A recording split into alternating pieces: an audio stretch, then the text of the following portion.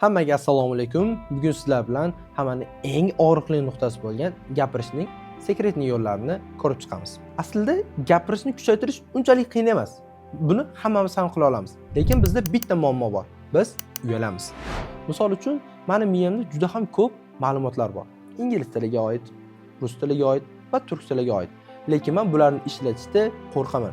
Nimaga? Chunki atrofimdagi odamlar bularni biladi va men bu narsalarni aytayotganimda xato qilib qo'yishim mumkin deb o'ylab qolaman. Va bu hayotimizdagi eng katta xato hisoblanadi. Birinchi bo'lib, biz o'zbek tilini qanday o'rganganimizni bilib olsak. Biz o'zbek tilini tug'ilganimizda bilmasdik yoki 2-3 yoshimizda so'z yodlab o'rganmadik.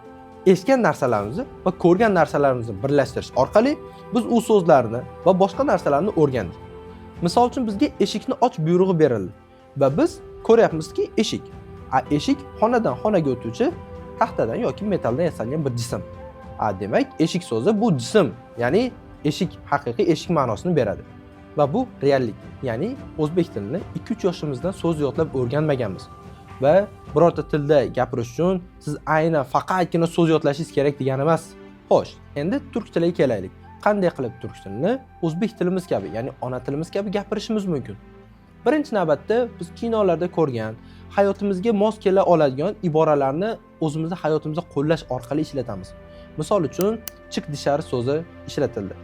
O'ylaymiz, chiq bu chiqmoq va dishari tashqari. Demak, chiq dishari so'zi tashqari chiq ma'nosida ishlatilar ekan.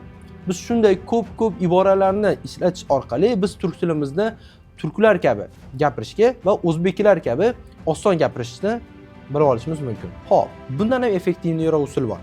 Ya'ni siz birorta ish qilishdan oldin birinchi uni turk tilida aytasiz va keyin u ishni qilasiz.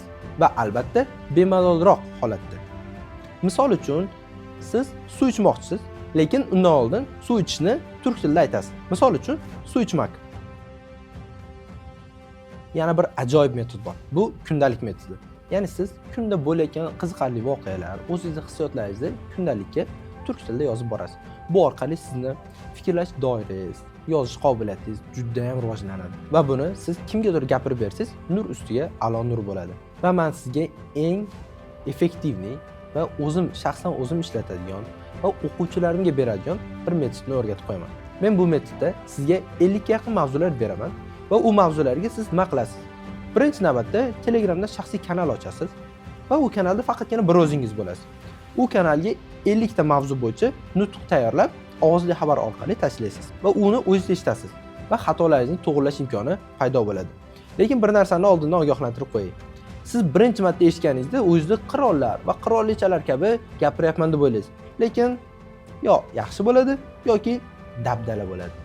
Videoni shu joygacha ko'rgan bo'lsangiz va yuqoridagi 50 ta mavzuni olish uchun opisaniyada Telegram kanalining linki bor va u yerga kirib, qo'llanma bemalol ishlasangiz bo'ladi. Va bundan tashqari 3 oy ichida magistratura kalitini qo'lga kiritish yo'li bor.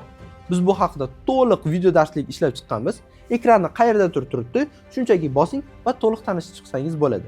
Hammaga rahmat. Ko'rishmak üzere.